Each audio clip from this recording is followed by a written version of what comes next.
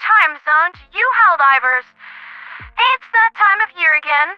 Transgender Awareness Week has concluded with the Day of Remembrance being yesterday. And nobody reminded me that that kind of thing was going on. Ironic. Anyway, I always like to acknowledge this time as a barometer of how we're doing and how many we've lost. So how are we doing these days?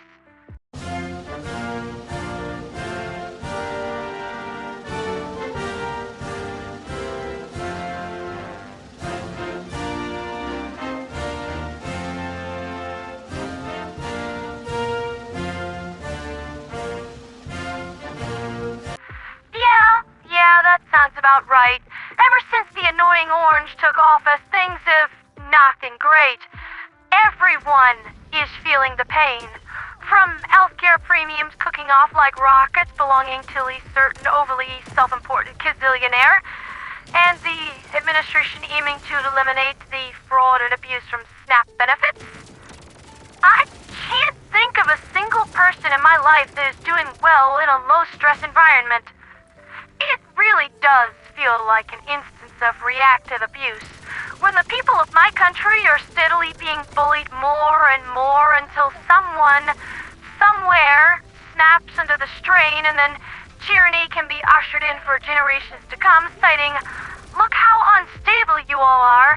It really is a credit to the American people that we have kept it together so well for so long. So far, the majority of violence and hate has been on the right wing. And the Department of Justice will back me up on that, if they feel like being honest at the moment. But I have also brought numbers to prove that, which is the point of this whole video. To look back over the past year and make a tally of the lost. In the United States, this year alone, 124 anti-trans bills have passed, with 123 signed into law, with one awaiting signature, which it almost certainly is going to get. Most of it is pretty unoriginal. Walmart brand evil and state-sanctioned discrimination. Bathroom bans, sports bans, birth certificate and ID restrictions, that sort of thing, so on. The school pronoun and nickname bans and forced outings, those are particularly cruel, though. So much for protecting the children. Gotta get that trauma in there early, I suppose. Gods, I am just so tired. I mean, seriously, with these fluffing people, it never ends. One action in particular got my attention. On September 18th, 2024, Andy Beshear of Kentucky signed an executive order that specifically prohibited the use of state or federal funding to pay for conversion therapy on minors in Kentucky. As of March 27th of this year, under House Bill 495, that order has been nullified. That means that your tax dollars are no longer barred from being used to support the operation of state-funded torture camps in the Great Leonardton, Kentucky, and no, you do not get a say in that. That same law also bans Medicaid for being used for gender-affirming care. Oh, that's just beautiful. So, what exactly goes on at these places? What is it has me so upset? Well, I need to lead into this by saying that conversion therapy is scientifically discredited by pretty much every single major medical or mental health organization on the planet. Heck, go ask McCray Game. He used to operate one of the largest conversion therapy camps in South Carolina, and he can tell you directly, to your face, with no embellishment, that this stuff doesn't work, and it's just mindless cruelty. I mean, he did come out publicly as gay, so that right there should tell you a lot about the efficacy of these conversion therapy camps. Second, multiple United Nations reports, including ones from the UN Special Rapporteur on Torture and the UN Independent Expert on Sexual Orientation and Gender Identity, have stated conversion therapy practices may amount to torture or cruel, inhuman, or degrading treatment. Unquote. State-funded torture camps. Hooray! That explains the anxiety. My genetic memory knows that I am right back in 1930s Germany, and the local authorities are looking to eliminate number 19 from my bloodline at the nearest concentration camp. In documented cases, survivors describe hefty amounts of psychological and sometimes physical abuse. Cold water water torture, forced isolation and confession, enforced gender roles, sleep deprivation, humiliation-based tactics, just to name a few classic techniques, all with a lovely garnish of religious guilt and emotional coercion for flavor. It's the real reason why I just don't trust Christianity these days.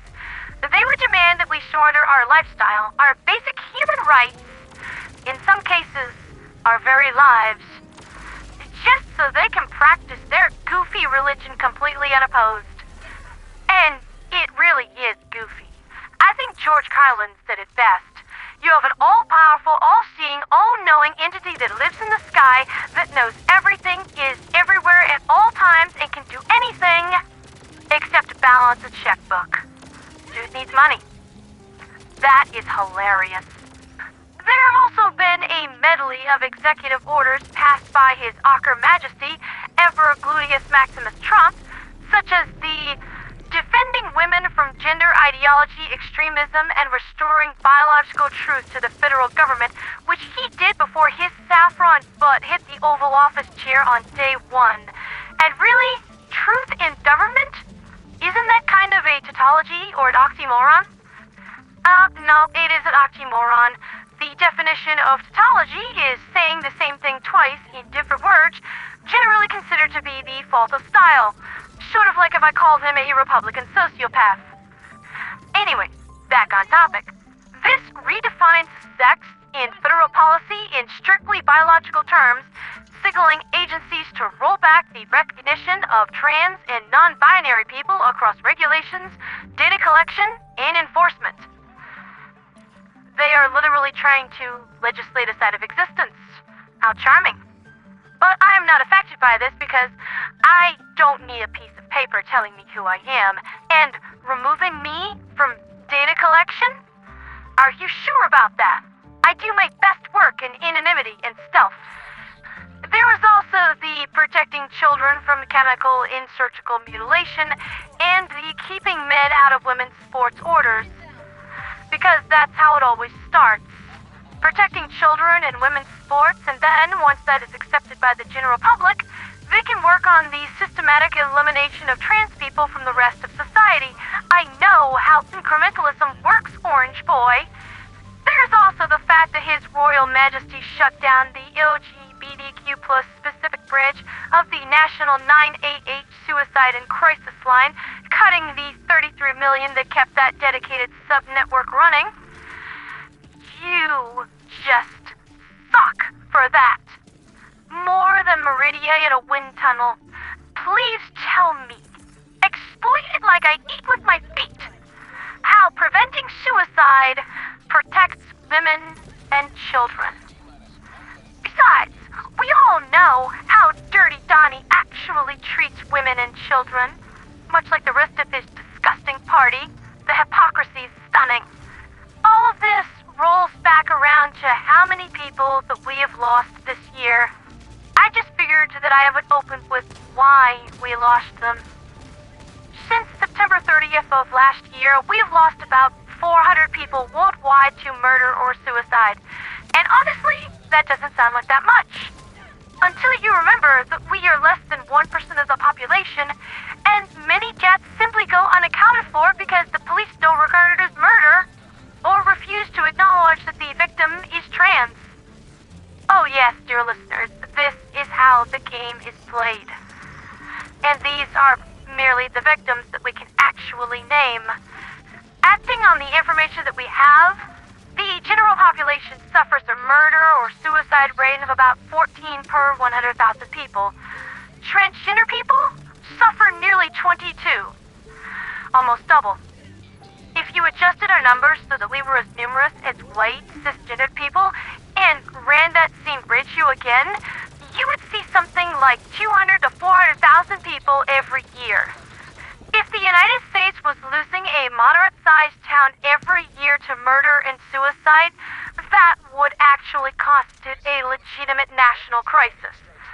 But we are the deemed undesirables of the state. So it's not only kosher, hardly anyone keeps track of this kind of thing.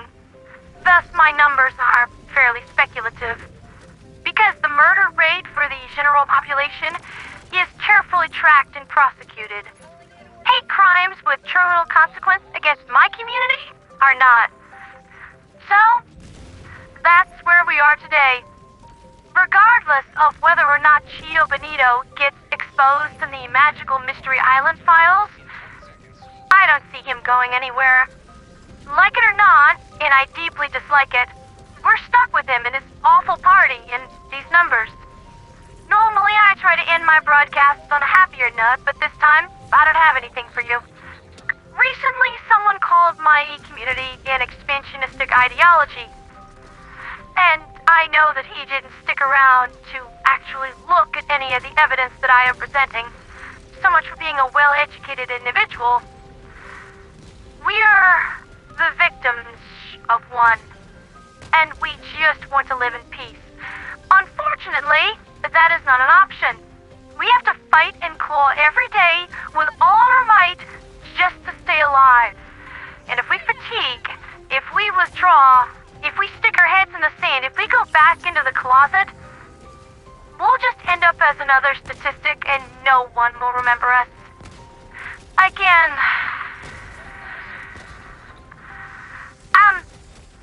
I'm just so tired. I know that my channel was founded on Eldivers, and that is what everyone is here for. I really wish that I could just focus on the Illuminate. Because when the bugs, or the bots, or the squids come for us, invading our worlds and forcing us to live the way they demand, at the very least, we can fight back. And there is a decent chance of survival. I guess that's the biggest difference between reality and fiction. In a video game, people actually care if you die. We've got 3 more years of this before any kind of change is even possible. I don't know.